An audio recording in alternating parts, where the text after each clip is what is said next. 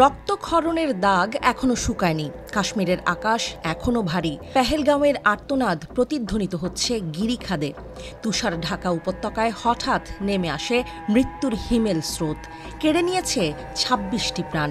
অভিযোগের তীর বরাবরের মতো প্রতিবেশী রাষ্ট্রের দিকে।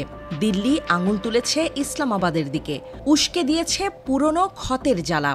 তবে পাকিস্তান বলছে এই হামলার সাথে তারা জড়িত নয়।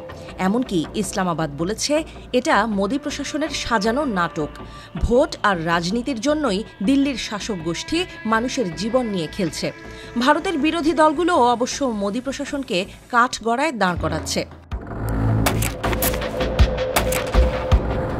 পারমাণবিক বিভাজন রেখার ওপরে ইসলামাবাদ প্রত্যাখ্যান করেছে সেই অভিযোগের বিষাক্ত তীর।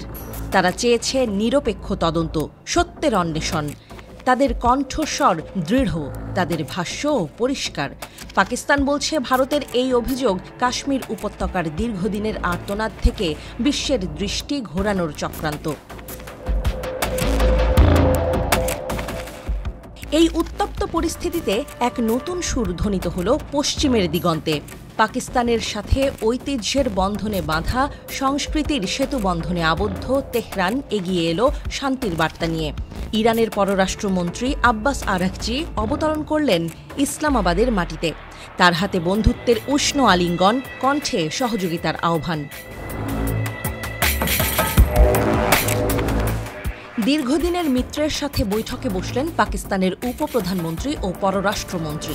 আলোচনার টেবিলে আঞ্চলিক স্থিতিশীলতা, অর্থনৈতিক সমৃদ্ধির নতুন দিগন্ত উন্মোচনের স্বপ্ন।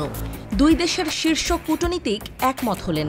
তারা বললেন, পারস্পরিক বোঝাপড়ার বিকল্প নেই। শান্তির পথে কাঁটা বিছানো শক্তির বিরুদ্ধে ঐক্যবদ্ধ হতে হবে।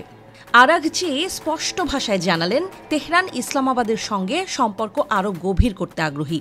বাণিজ্য, জ্বালানি, সীমান্ত নিরাপত্তা প্রতিটি ক্ষেত্রে সহযোগিতার নতুন অধ্যায় শুরু করার অঙ্গীকার করলেন তিনি।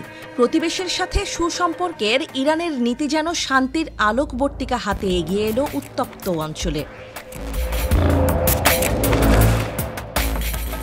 পাকিস্তানের পররাষ্ট্রমন্ত্রী বলেছেন, ঐতিহাসিক, সাংস্কৃতিক এবং ধর্মীয় বন্ধন আমাদের এক সূত্রে গেঁথেছে। আমরা ঐক্যকে মূল্য দেই এবং বিশ্বাস করি।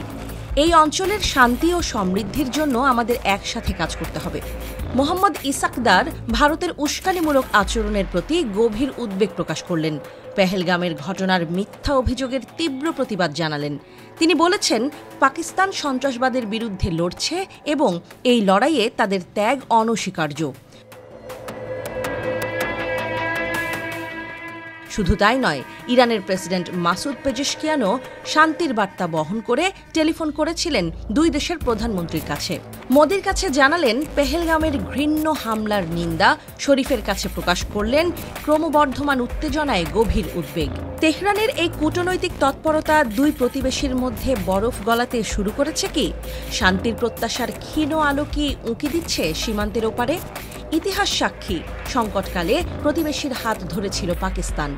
তবে এতে আদৌ কাজ হবে কিনা তা জানতে আরও কিছু সময় অপেক্ষা করতে হবে।